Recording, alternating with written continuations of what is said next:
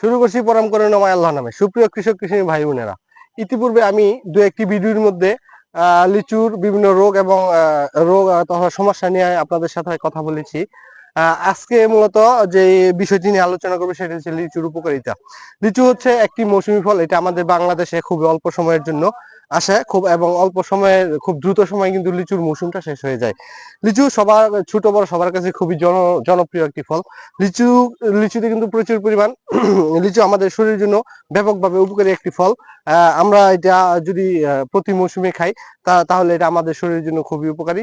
লিচুতে রয়েছে vitamin C, vitamin B complex এবং antioxidant এবং ফ্লেভানয়েড। এই ফ্লেভানয়েড মানুষের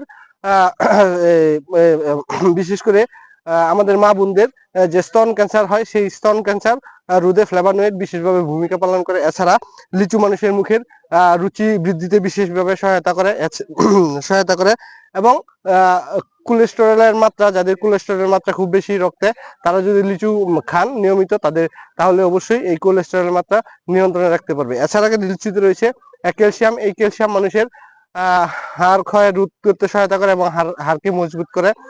বিশেষ করে ত্বক উজ্জ্বল করতেও লিচুর বিশেষ ভূমিকা রয়েছে মানুষের ত্বক উজ্জ্বল করার জন্য।